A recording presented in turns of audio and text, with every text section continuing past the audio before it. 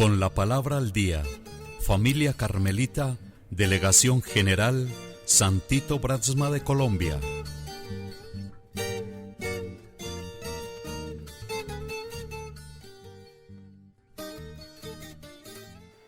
Lunes 1 de septiembre del Evangelio según San Lucas. En aquel tiempo Jesús fue a Nazaret, donde se había criado. Entró en la sinagoga, como era de costumbre los sábados, y se puso en pie para hacer la lectura. Le entregaron el rollo del profeta Isaías y desenrollándolo encontró el pasaje donde estaba escrito: El Espíritu del Señor está sobre mí, porque Él me ha ungido. Me ha enviado a evangelizar a los pobres, a proclamar a los cautivos la libertad y a los ciegos la vista, a poner en libertad a los oprimidos, a proclamar el año de gracia del Señor. Y enrollando el rollo y devolviéndolo al que lo ayudaba, se sentó. Toda la sinagoga tenía los ojos clavados en él.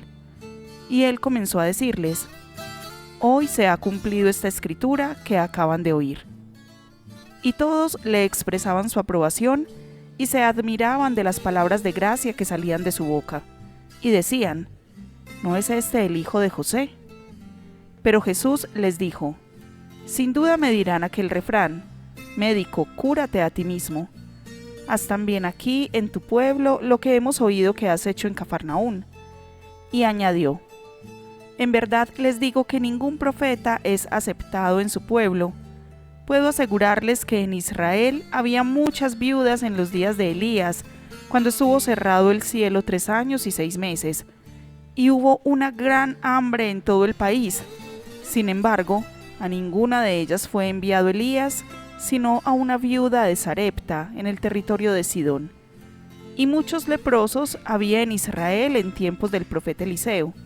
Sin embargo, ninguno de ellos fue curado sino Naamán, el sirio.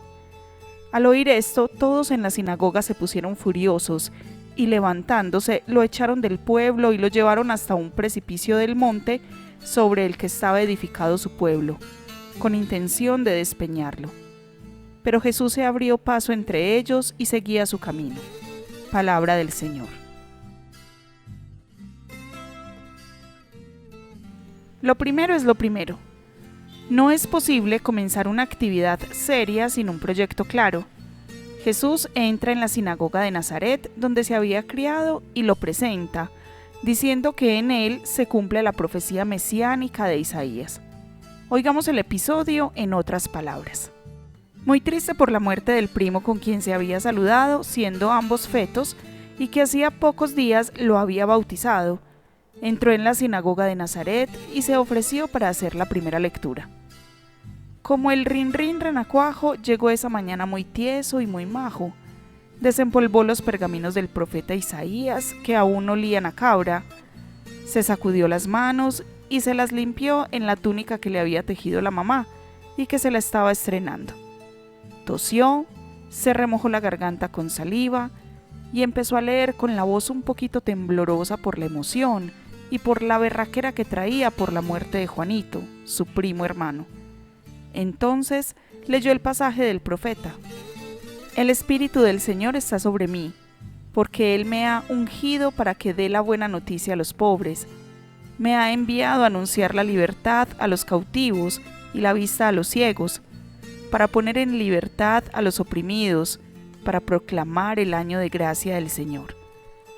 Se sentó y le dijo a la asamblea: Hoy, en presencia de ustedes, se ha cumplido este pasaje de la Escritura en mí, en el suscrito, en el que ustedes desprecian, en el hijo de José, el carpintero de María. ¿Cómo les queda el ojo? Intentaron matarlo despeñándolo por un barranco, pero él les hizo algo con el dedo, gesto que les repetiría meses más tarde cuando querían apedrear a una adúltera, y abriéndose paso entre ellos se alejó.